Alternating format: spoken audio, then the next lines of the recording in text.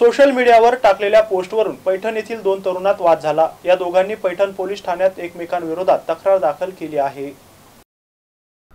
Social मीडियावर आरक्षणासंदर्भात post केली म्हणून दोघांनी एकमेकांविरोधात पैठण पोलीस ठाण्यात तक्रार दाखल केली आहे। पैठण तालुक्यातील गोपीवाडी या गावातील दोन रहिवाशात हा वाद झाला आणि प्रकरण ठाण्यात गेले। समता परिषदेचे पैठण तालुका अध्यक्ष प्रकाश दिलवाले यांनी सोशल मीडियावर आरक्षणाच्या मुद्द्यावर पोस्ट केली होती। त्यानंतर गावातील कदम नावाच्या तरुणाने दिलवाले यांना उद्धट वागणूक दिली आणि जीवे मारण्याची धमकी दिली। दोघांनी एकमेकांना जीवे मारण्याची धमकी दिली अशी तक्रार पैठण पोलीस ठाण्यात दाखल केली आहे। पैठण पोलीस निरीक्षक संजय देशमुख यांनी दोघांचे म्हणणे ऐकून घेतले आणि दोघांचे समुपदेशन करून प्रकरणावर पडदा टाकला आहे। Gautam Bankar, MCN news, Paithan, Chhatrapati Sambhajinagar.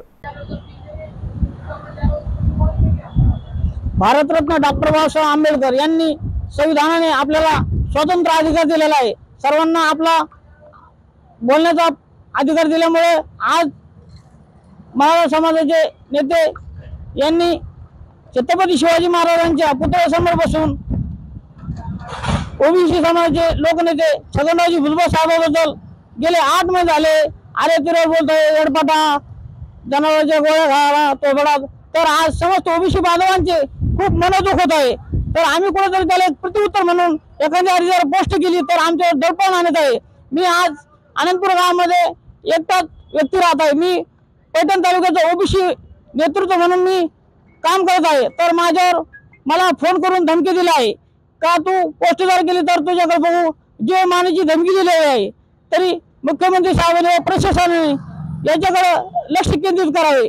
जर आमच्या बहुजनांचा आवाज जर असा दाबण्याचा प्रयत्न करीत असेल तर बहुजनांनी कसं तोंड काढावे।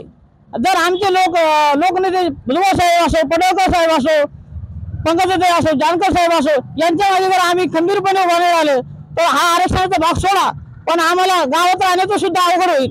अशा परिस्थितीमध्ये शासनाने याच्याकडे लक्ष करून ही जी आळेतोरीची भाषा ही बंद करावी। कुठेतरी आज महाराष्ट्रामध्ये जातीय सलोखा बिघडत चाललेला आहे, याला कुठेतरी शांतता राहावी हेच आमचं मत आम्ही व्यक्त केलेलं आहे पोस्टमध्ये। आम्ही बाकी काही असं वैयक्तिक असं कोणाचे मनोदुख म्हणून असं काही केलेलं नाही। पण छत्रपती महाराजांच्या समोर बसून जर तुम्ही शांतता म्हणत असाल तर ती शांतता कशी आहे?